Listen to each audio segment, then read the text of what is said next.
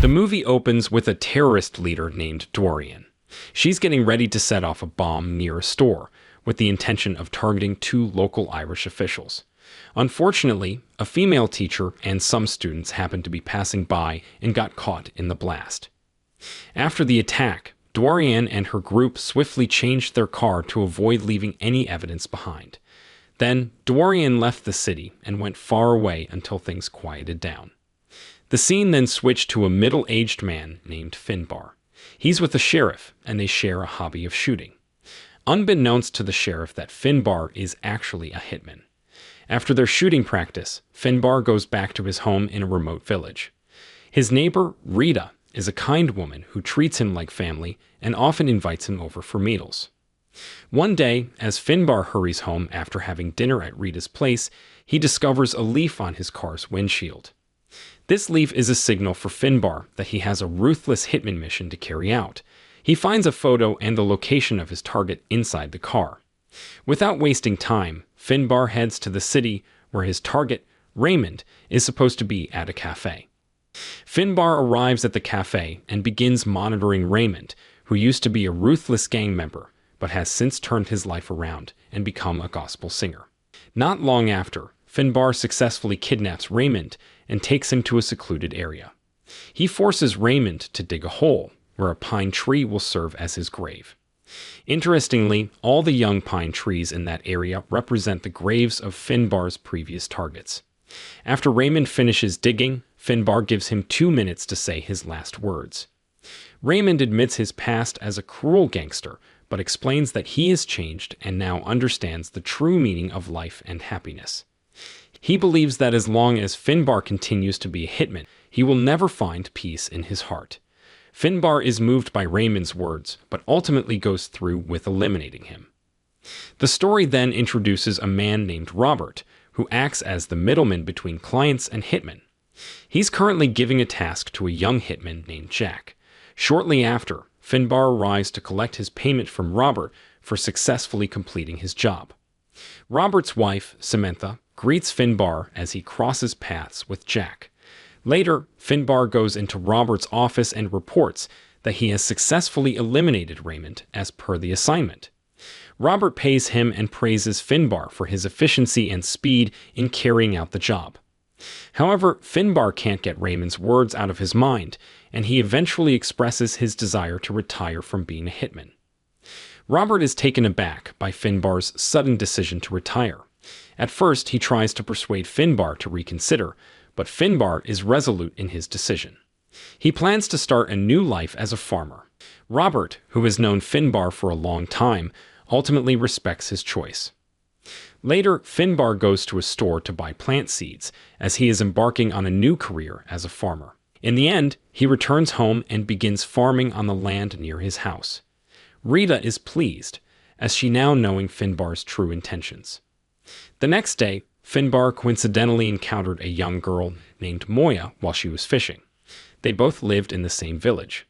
While talking, Moya accidentally dropped her lunchbox with her food. She seemed quite panicked, and Finbar noticed bruises on her neck. Concerned for Moya, Finbar decided to visit her mother, Sinead, who worked at a cafe. When Finbar met with Sinead, he asked her not to scold Moya for dropping the lunchbox and promised to replace it the next day. He had a suspicion that Moya might be experiencing abuse from her own mother. As Finbar was leaving, he unexpectedly ran into Moya again, who still appeared very frightened. He reassured her that there was no need to be afraid, because he had already informed Sinead about what had happened. Then he accompanied Moya home. When they arrived, a man named Curtis claimed to be Moya's uncle, and scolded her for not bringing him the food he had asked for, indicating that the lunchbox belonged to him. This puzzled Finbar because he had never seen Curtis before. After Finbar left, Curtis went to a place and turned out to be one of Dorian's henchmen. Dorian, the terrorist leader responsible for bombing 2 local officials, was hiding with her associates in a shed behind Moya's house. The next day, Finbar returned to Moya's house to deliver the replacement food he promised. After giving the food to Sinead, Finbar noticed Moya sitting alone, holding a bullet. Concerned, he asked for the bullet and saw bruises on her hand. He learned that Curtis had been mistreating Moya. Shortly after, Curtis came to the house demanding food from Sinead and insulting Finbar, unaware of who he was. Sinead explained that she had to accommodate Curtis because he was her late husband's brother-in-law. Later that day, Finbar went to Robert's residence with the bullet that Moya had held. He asked Robert if he knew someone named Curtis. Robert was surprised and warned Finbar to stay away from Curtis. However, Finbar declared his intention to eliminate Curtis for mistreating a young child. Shortly after, Finbar monitored Curtis as he swam alone at the beach and offered him a ride. Curtis initially appeared arrogant and asked if Finbar had a rifle. Finbar confirmed and showed it to Curtis. Suddenly, Finbar struck Curtis with the rifle, rendering him unconscious. He transported Curtis to his usual burial spot, but Curtis attempted to fight back and escaped, so Finbar shot him in the leg. Just as Finbar was about to finish Curtis, the rifle jammed, giving Curtis an opportunity to retaliate. At that moment, someone else shot Curtis dead, and it was Jack, the young hitman. Jack even volunteered to dig a grave for Curtis because he admired Finbar. A few days later, Dorian was worried because Curtis had suddenly disappeared. Her associates believed they were now wanted by the police, and Curtis might have been captured. They urged Dorian to leave, but she refused until she found out where Curtis was. She approached Sinead for information about Curtis.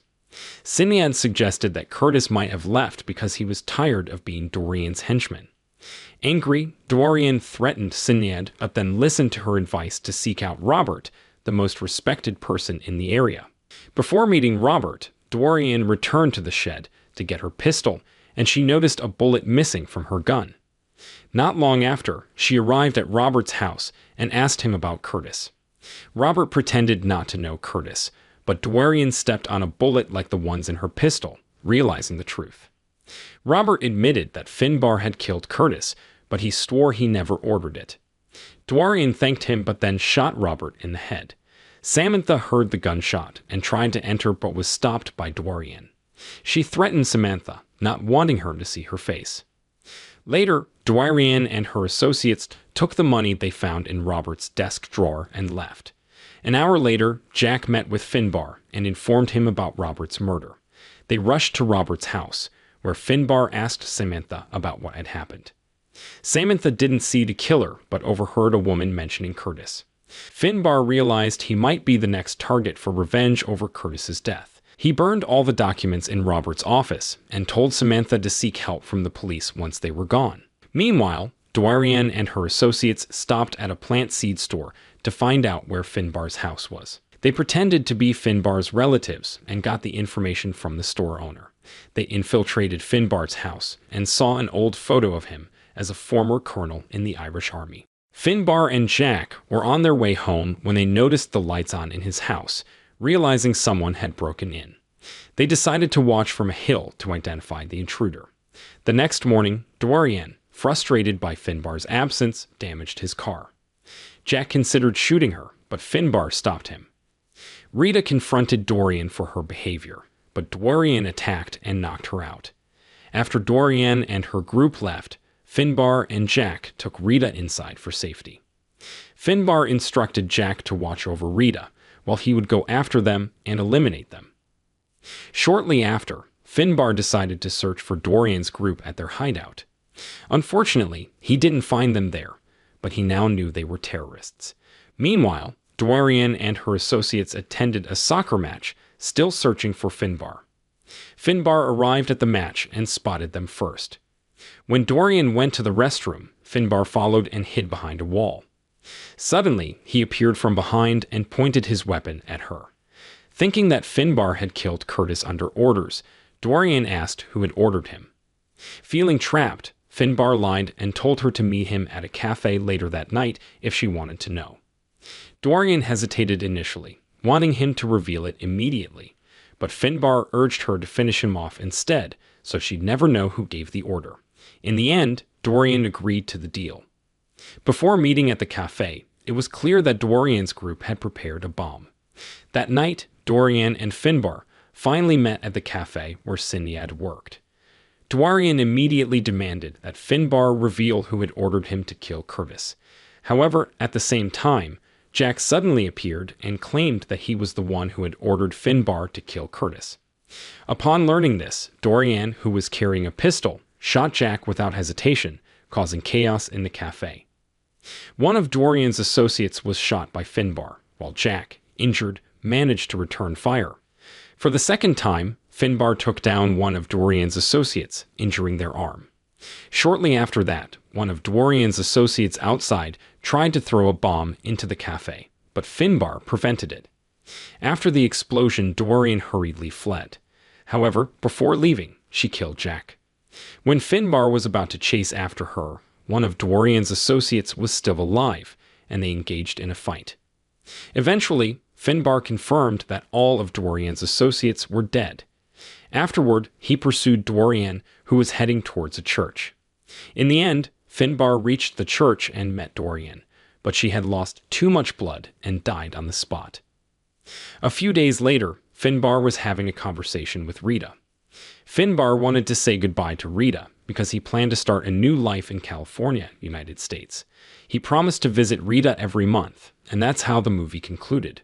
Moral lesson from the story: when in doubt, remember to pack your lunchbox because you might accidentally discover terrorists and hitmen living next door.